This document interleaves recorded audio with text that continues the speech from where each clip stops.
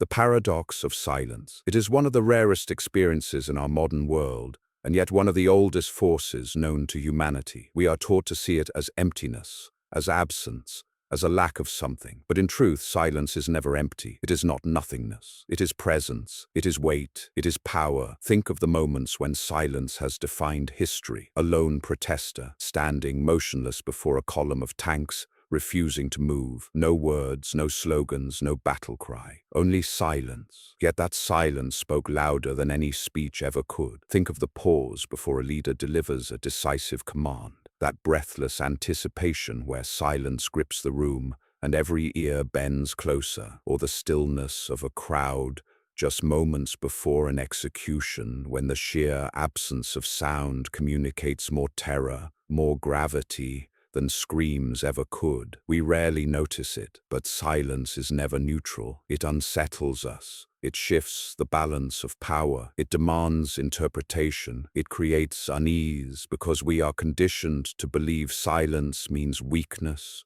or passivity or uncertainty. But those who truly understand human psychology know otherwise. Silence, in its rawest form, is dominance. Why do we feel uneasy in a silent room? Why do we rush to fill empty space in a conversation? Why does the absence of words so often feel heavier than the presence of them? These are not trivial curiosities. They are glimpses into one of the most misunderstood truths of human behavior, that silence has always been a weapon. The world is built on noise, speeches, propaganda, endless chatter, entertainment, distraction. Yet beneath it all, silence has always been the language of power, not the kind of power that shouts to prove itself, but the kind that controls simply by withholding. It is no accident that some of the most influential figures in history mastered silence. The general who pauses before giving his orders, the ruler who withholds his intentions until the last possible moment, the judge who lets the weight of the courtroom fall into suffocating quiet before delivering the verdict. Silence here is not hesitation, it is calculation, it is command. But silence is not only a tool of authority, it is also a weapon of resistance. History is filled with those who confronted oppression, not with loud defiance, but with silence, fasting, boycotts,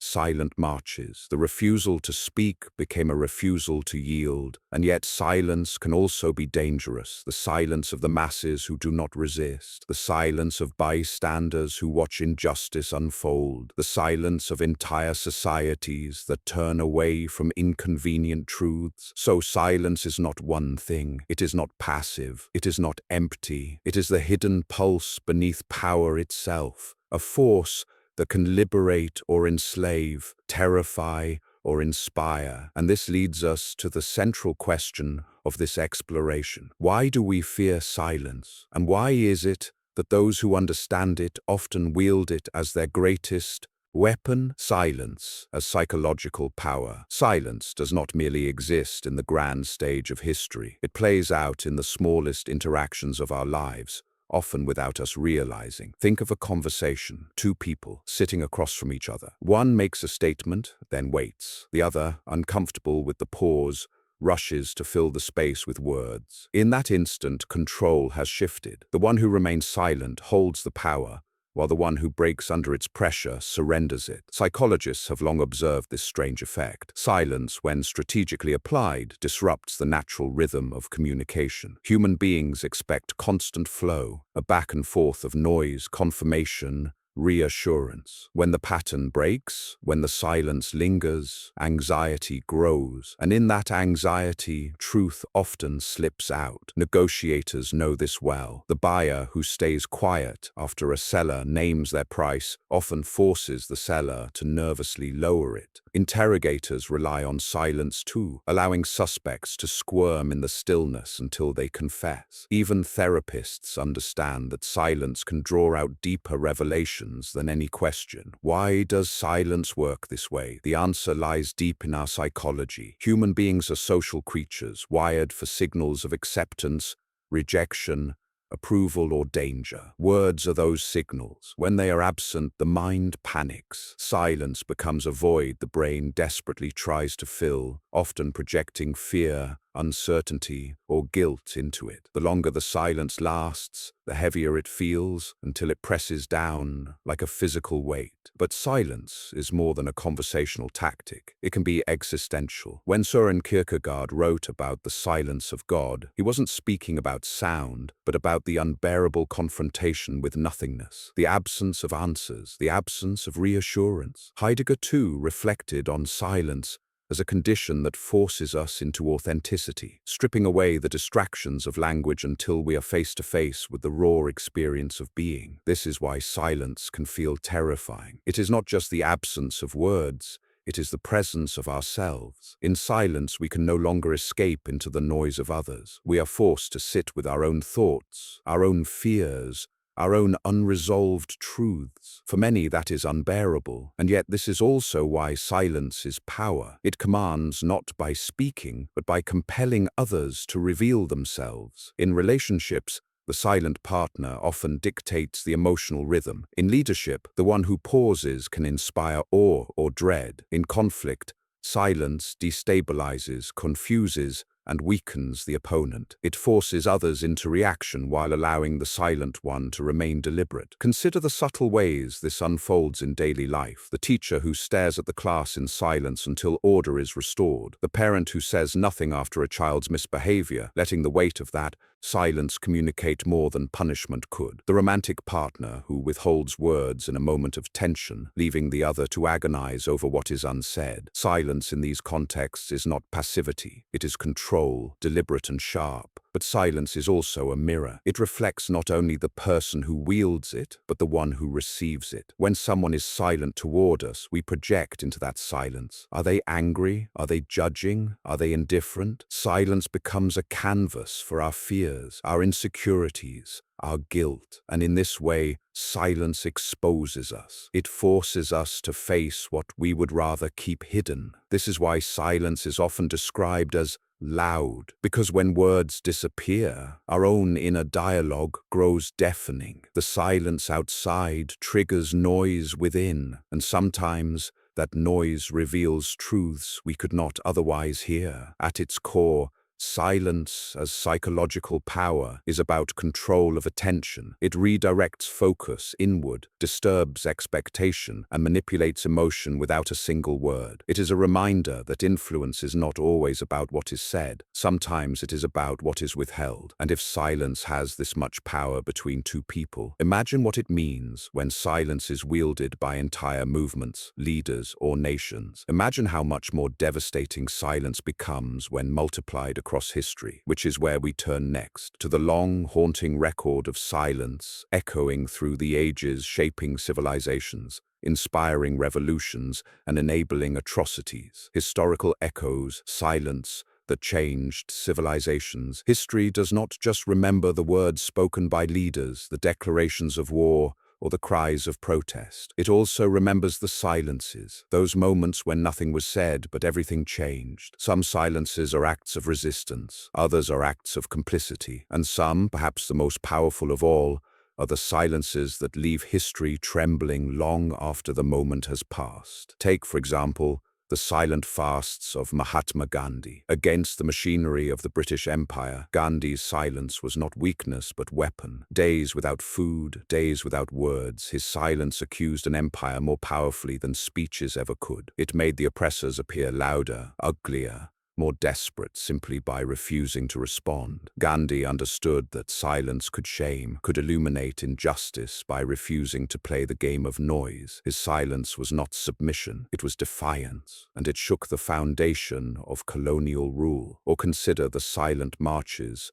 of the American civil rights movement. No slogans shouted, no chants filling the streets, only footsteps, thousands of them, moving in unison. Their silence was louder than any cry for justice, because it revealed the dignity of those who walked and the brutality of those who opposed them. Silence here was discipline. It was the refusal to be baited, the refusal to give opponents the chaos they expected. It forced the world to witness injustice without distraction. But silence is not always the weapon of the oppressed. Sometimes It is the shield of tyrants. Dictators have long wielded silence with terrifying precision. Not the silence of protest, but the silence of secrecy, of omission, of withholding. Stalin's silences were legendary, long pauses that made subordinates tremble, the absence of explanation before purges, the uncertainty of who would vanish next. The silence itself became a tool of fear, a reminder that in a world ruled by absolute power, words were irrelevant. Silence kept the population guessing, and in guessing they policed themselves. And then there is the silence of societies, the kind of silence that enables atrocity. In Nazi Germany, millions were silent as neighbors disappeared. Silence here was not neutrality, it was complicity. The silence of the majority allowed horror to unfold. In every genocide, every purge, every colonial conquest, there is this same echo, the silence of those who knew but said nothing. Silence in such cases is not just absence, it is permission, it is participation by omission. But history also shows us that silence can be more devastating than any scream when it comes from those in power. Think of Martin Luther King Jr. writing from a Birmingham jail, addressing not his enemies but the white moderate, those who remained silent in the face of injustice. He called silence a betrayal, a quiet that suffocated more than the noise of his loudest opponents. Here, silence was not passive, it was destructive. It killed momentum, it drained courage, it handed power to the oppressor without lifting a finger. Silence, then,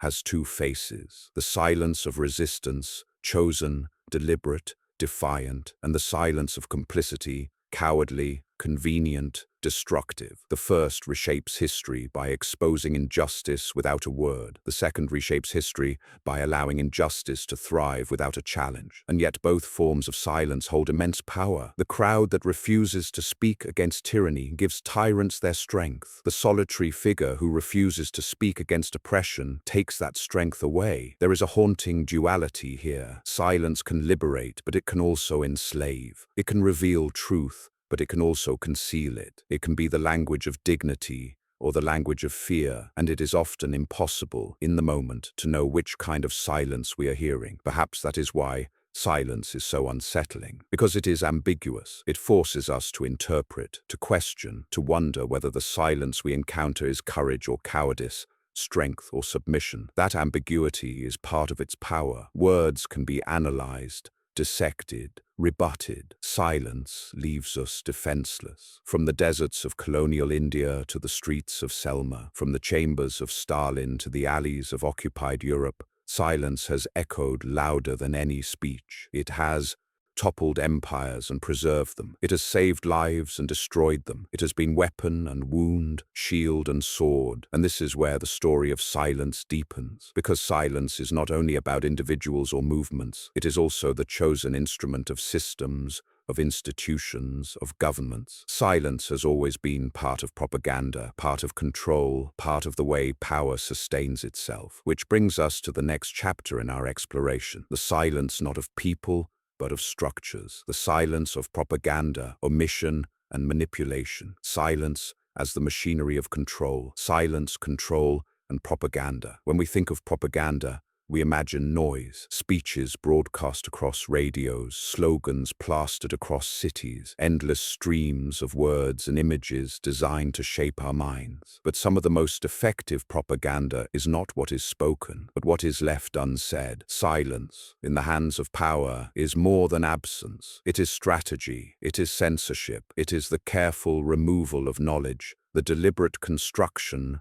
of ignorance. Consider how totalitarian regimes have wielded silence. In George Orwell's imagined dystopia, words themselves are erased from the dictionary to make rebellion unthinkable. Yet this is no mere fiction. The Soviet Union mastered the art of silencing. Photographs were altered to remove purged officials, their names erased from history books. Silence became a form of rewriting reality, not by adding lies, but by subtracting truths. What what was missing became more powerful than what remained. Silence in propaganda often works through omission. A government may not need to lie about a famine if it simply refuses to acknowledge it. News can be shaped not by what is reported, but by what is ignored. Whole tragedies can vanish if they are not spoken aloud. This form of silence is not benign. It shapes collective memory, deciding what will be remembered and what will be forgotten. But silence does not belong only to totalitarian states. Democracies too practice it, subtly, strategically, quietly. Consider corporate scandals that vanish from the headlines within days, not because they are resolved, but because silence has descended over them. Consider the stories buried beneath endless cycles of distraction, celebrity gossip, trivial outrage, all noise designed to conceal what truly matters. In such cases, silence and noise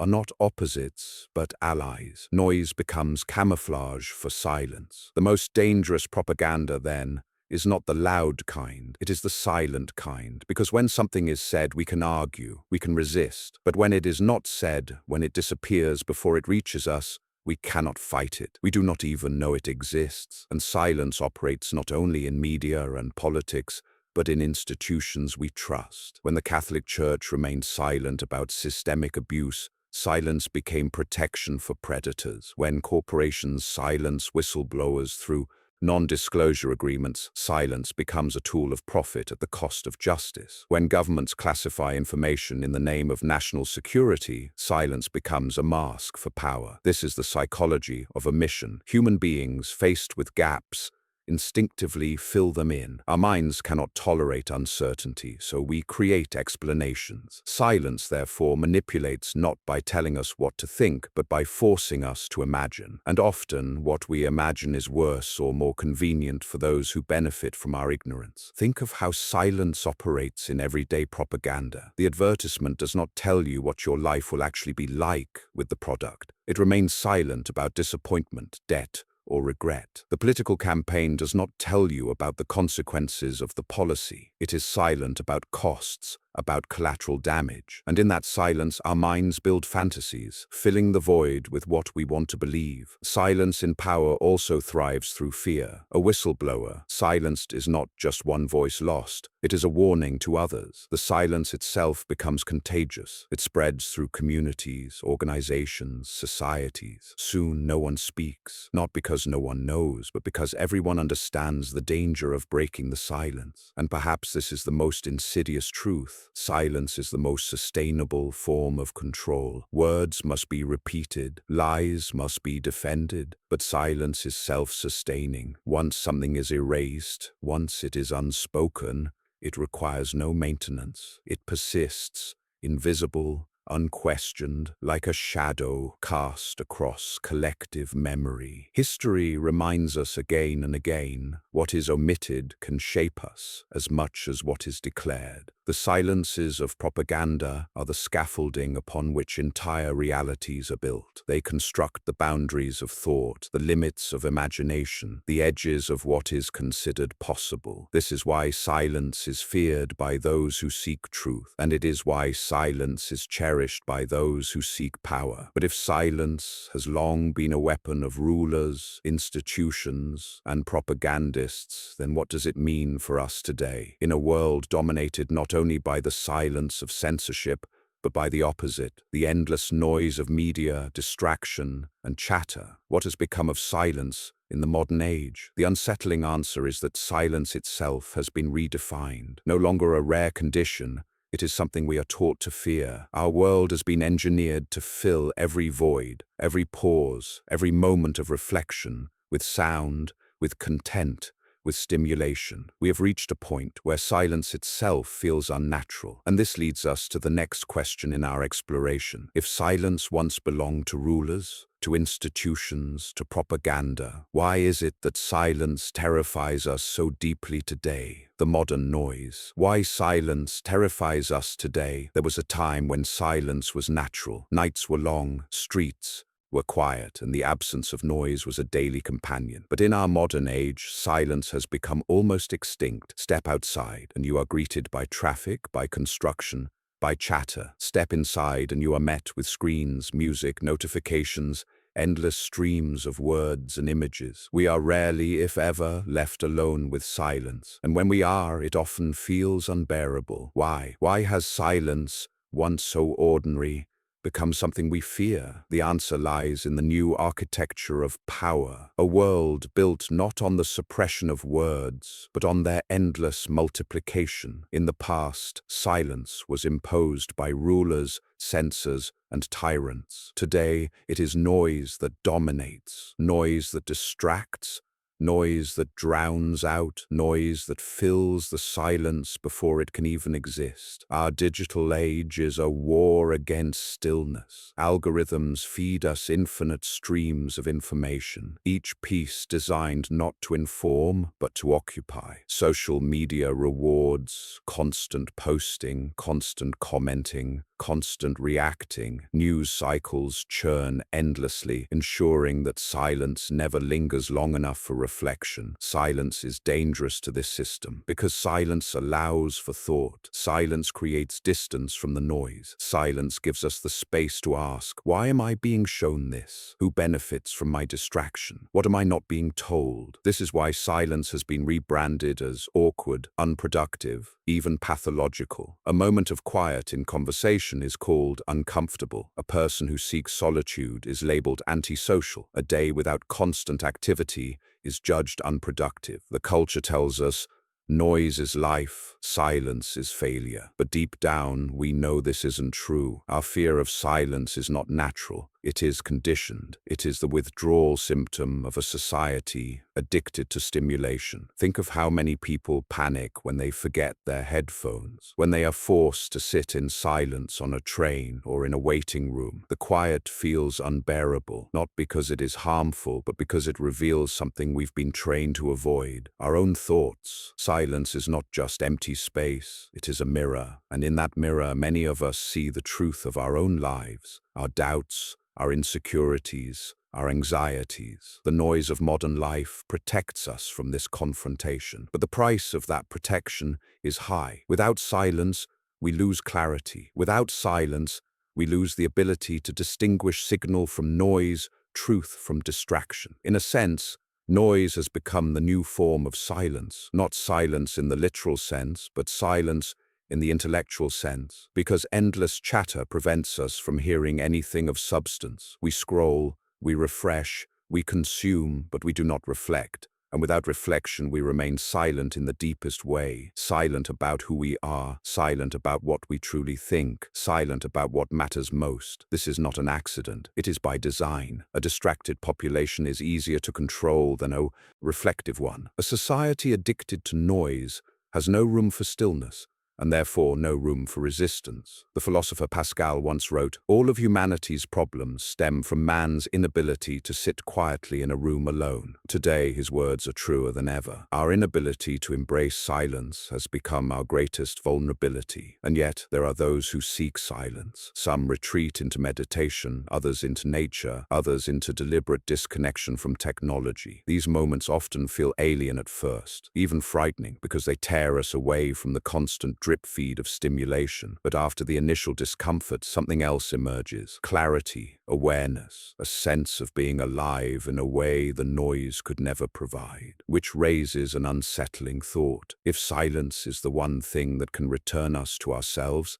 is the modern world's war against silence not simply accidental but intentional? If silence allows us to think critically, to resist manipulation, to see through illusion, then what better way to weaken us than to surround us with endless noise? The greatest censorship of all may not be the silence imposed by governments, but the silence stolen from within ourselves, the silence we are too afraid to seek, the silence drowned before it can even arrive. This is why silence terrifies us today, not because silence itself is dangerous, but because it exposes what the noise was designed to conceal. It forces us to confront ourselves, and in that confrontation lies the potential for liberation. But liberation requires choice. If silence can be stolen, it can also be reclaimed. If silence can be weaponized against us, it can also be wielded for us. Which brings us to the next question in our exploration. How can we take back silence? Not as submission, not as complicity, but as empowerment? How can we transform silence into resistance, into clarity, into the loudest form of freedom, the empowering silence, reclaiming stillness as resistance? If silence can be used to control us, to erase truth, to enforce complicity, then it can also be used to free us, because silence is not inherently submission. It is not inherently fear. Silence, when chosen deliberately, becomes something else entirely: resistance. Throughout history, some of the most powerful acts of defiance have been silent ones. A worker refusing to speak under interrogation, a people standing in silent protest, a prisoner on hunger strike, letting his silence speak for him louder than words ever could. These moments remind us that silence can disrupt as much as it can conform. When a crowd marches in silence, it forces the oppressor to fill the void, to react, to overreach, to expose themselves. When an individual withdraws from the noise of manipulation, they reclaim their thoughts, their clarity, their autonomy. Silence becomes a declaration. I will not play by your rules. I will not speak in your language. I will not participate in your noise. This is why silence frightens systems of control. Because noise is predictable. Noise can be measured, monitored, managed. But silence resists control. Silence cannot be misquoted. Silence cannot be twisted. Silence refuses the terms of the game altogether. On a personal level, silence is equally transformative. In a world that feeds on attention, silence is the refusal to give it. To unplug, to retreat into stillness, is not weakness but strength. It is the act of reclaiming the most precious resource we have, our focus. Consider meditation, a practice that has endured for thousands of years across cultures. What is meditation if not deliberate silence? It is the stripping away of distraction, the quieting of noise, until one confronts the self. At first, this silence feels unbearable. Thoughts rush in, memories surface, fears emerge. But with time,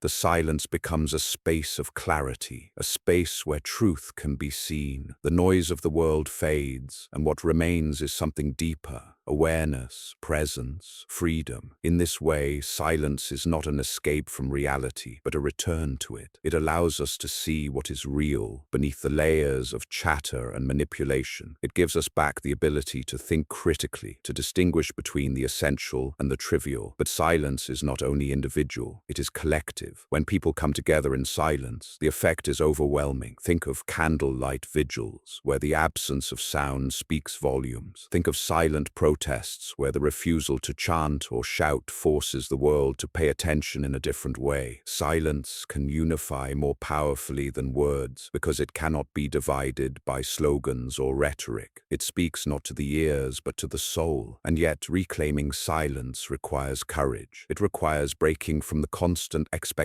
to speak, to respond, to perform. In an age where every opinion is demanded, every thought broadcast, every silence questioned, to choose silence is a radical act. It is the rejection of the compulsion to always have an answer, always produce noise. It is the declaration that presence matters more than performance. This kind of silence is not passive. It is active. It is a refusal. It is resistance. It is the silence of the monk who withdraws from society to understand it better. The silence of the dissident who refuses to testify against their comrades. The silence of the citizen who will not participate in propaganda. The silence of the thinker who pauses before speaking, ensuring that when they do speak, their words carry weight. To reclaim silence is to reclaim agency. It is to stop reacting and begin choosing. It is to step out of the endless current of noise and stand on the shore, watching it for what it is. Only in silence can we see the machinery of manipulation clearly. Only in silence can we rediscover our own voice. And that is the paradox. Silence is not the opposite of speech. It is what gives speech its meaning. Without silence, words are nothing but noise. Without silence, thought is impossible. Without silence, freedom is lost. This is why silence is the loudest form of power. Because it forces us to listen. Because it strips away illusion. Because it creates the conditions for truth. But the question remains, what will we do with it? Will we allow silence to be stolen from us, filled by distractions, drowned by noise? manipulated by omission, or will we take it back and use it to resist, to reflect, to reclaim what is ours? The choice belongs to each of us, to seek silence not as absence, but as strength, not as emptiness, but as presence, not as submission, but as resistance. And if enough people choose silence in this way, if enough people reclaim stillness, clarity, and presence, then the systems of noise will begin to crumble, because silence does not need numbers to be powerful. It only needs to be chosen, which leads us finally to the ultimate paradox. Silence, when embraced, does not isolate us. It connects us. It connects us to ourselves, to each other, and to reality itself. And in that connection lies the one power that cannot be manipulated, cannot be silenced, cannot be controlled. Conclusion: the loudest silence. It is the first sound we hear before we are born, and it will be the last sound we hear before we die. Between those two moments, we spend our lives surrounded by noise, words, music, arguments, propaganda, distractions. But beneath it all, silence waits, watching, shaping, holding more weight than we ever admit. We began this exploration with a paradox. Silence is not emptiness, but presence. And now, as we reach the end, the paradox remains. Because silence is not weakness. Silence is not passivity. Silence is power. Raw, unsettling, undeniable. Think of what we have seen. Silence has swayed conversations, broken suspects, exposed truths. Silence has toppled empires and protected tyrants. Silence has freed the oppressed and enslaved the masses. It has been the language of prophets and the refuge of cowards. It is at once terrifying and liberating, destructive and redemptive. The truth is that silence is never neutral. It always speaks. The question is not whether silence has power. It is whether we recognize whose power it serves. When silence belongs to the tyrant, it becomes erasure, censorship, omission. It hides truths, protects corruption, and sustains injustice. When silence belongs to the people, it can become complicity, the quiet that allows evil to spread. But when silence is chosen deliberately, when it becomes an act of defiance, of reflection, of presence, it transforms. It becomes the one force capable of breaking through the noise. This is why silence unsettles us so deeply, because it strips away the illusions noise provides. In the silence, we cannot hide from ourselves. In the silence, we confront what we fear. And in the silence, we recognize truths too heavy for words. In a world addicted to distraction, silence is rebellion. In a society engineered to keep us scrolling,